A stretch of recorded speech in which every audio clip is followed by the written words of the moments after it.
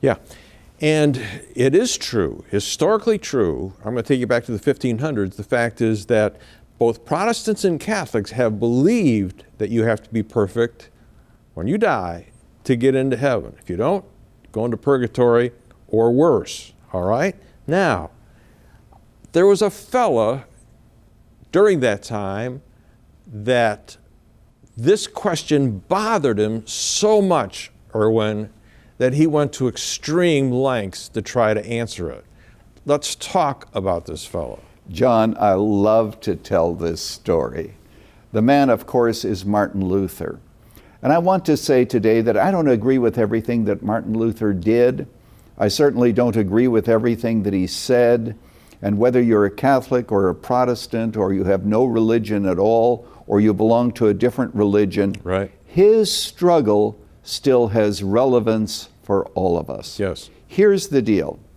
He was walking along. He was a student at the University of Erfurt.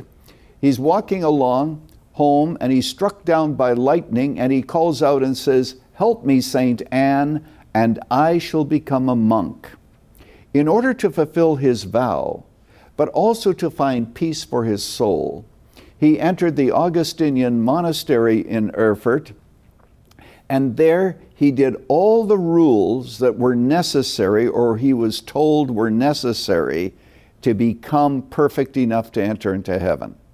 But the question was how. So he took advantage of all of the disciplines of the church.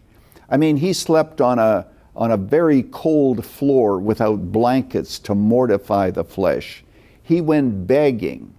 He did everything that he could. Now, confession was of some solace to him.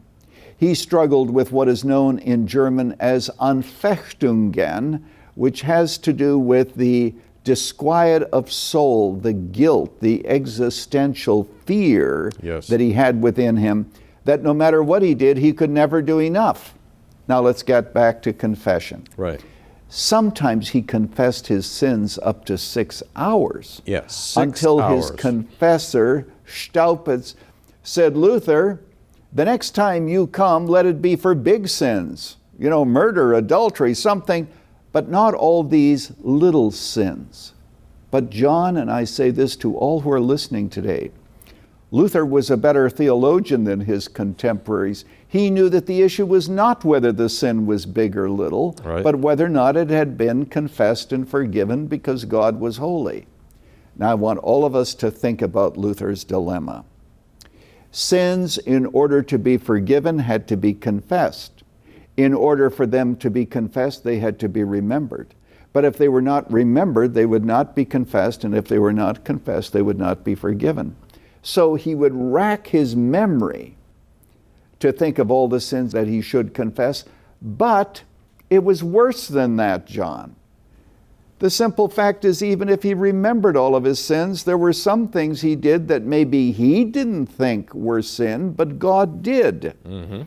And then, to make matters even worse, the fact is that tomorrow was a new day, even if I remember all of my sins. Even if the Mass takes away the sins of yesterday, it does not deal with the sins of tomorrow. That's right. It was like trying to mop a floor with a faucet continually running. It was an endless process with a very uncertain ending.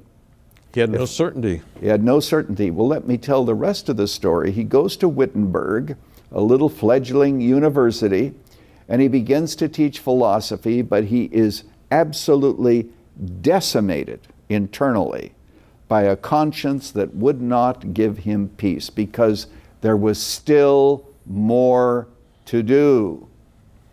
And then Staupitz came and visited him and said, "You know, Luther, you ought to teach the Bible."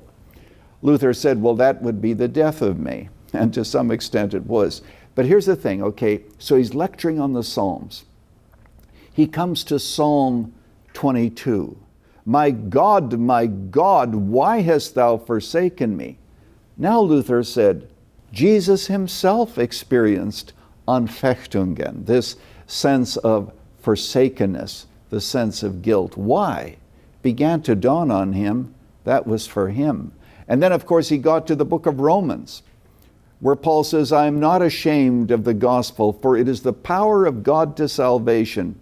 And the righteousness of God, catch this, is revealed from faith to faith, as it is written, the just shall live by faith.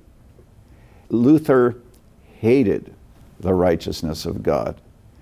That was his problem. If God wasn't so righteous, he could meet God's requirements.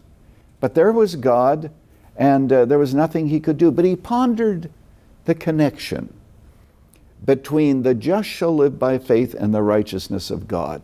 And then he got to the 4th chapter and discovered that Abraham believed God and it was credited to him as righteousness. When Luther said he understood that, it was as if he went through the gates of paradise. I want everyone listening today to get this. Now it didn't matter to Luther how high God's standard was and God's perfection, as long as Jesus met it for him. Centuries earlier, a man by the name of Augustine, sometimes pronounced Augustine, said, O God, demand whatever you will, but supply what you demand. Imagine that. Have a high standard, but meet that standard for me.